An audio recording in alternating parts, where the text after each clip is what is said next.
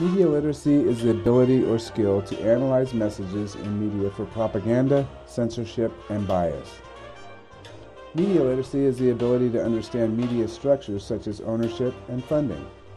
Media literacy is the ability to understand how propaganda, censorship, bias, media ownership, and media funding affect the information presented or not presented. To better understand these concepts, let's look at each one a little closer. Propaganda is information that is presented in such a way so as to influence the audience emotionally rather than rationally. Usually, this is to further some kind of agenda of the message's sender. Propaganda is used to influence the opinions and actions of large groups of people. This is done by showing audiences only selected portions of information. Parts of the information or story are omitted to further the message sender's cause. Those who use propaganda want the audience to have an emotional response to the information rather than to think about the information. Censorship is when a particular voice or viewpoint is silenced or subdued, or when certain parts of information are removed from the message. Sometimes this is done for moral reasons, such as cutting a scene containing nudity from a television broadcast of a movie, for military purposes, for religious reasons, or for political reasons. Censorship is also sometimes used by media outlets and ownership to prevent an advertiser's products or services being shown in a poor light, which could, potentially, cause the media outlet to lose the advertiser's money. This leads us nicely into bias. Bias in the media can be both real and perceived. Bias is caused when reporters, journalists, or news producers and backers select how stories will be covered and presented. Ideally, all news would be presented as just the facts. However, time limitations, funding limitations, and staff limitations inevitably cause certain stories to be overlooked or not covered as well as other stories. Because of this, it is not easy for all reporting to be neutral and unbiased, as it appears that certain stories are given favor over others. But real bias occurs when certain stories or aspects of stories are left out, presented differently, or framed differently than other stories or aspects of the story. This can be caused by media ownership's fears of losing advertising dollars if an advertiser's product, service, or company is shown in a poor light.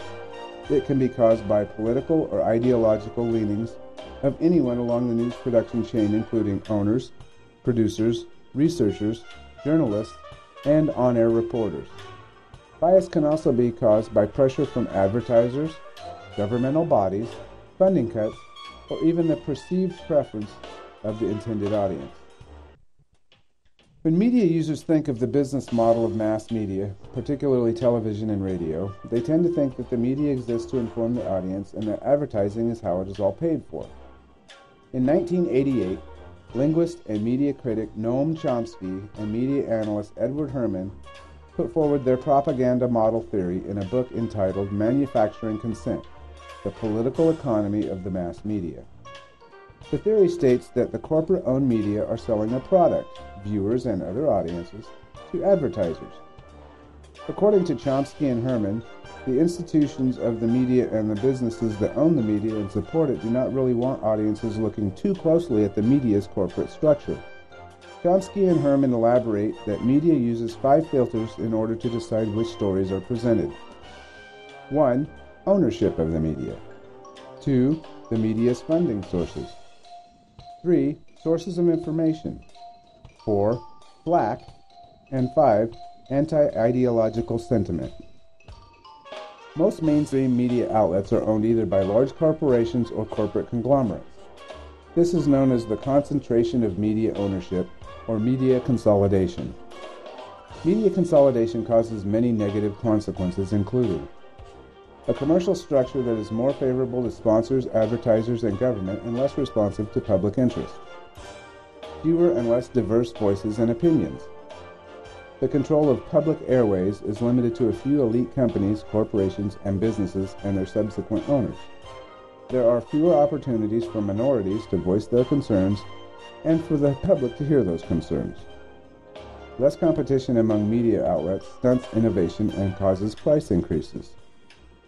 In 1982, there were around 25 major media owners and many dozens of smaller outlets that were gobbled up by larger companies.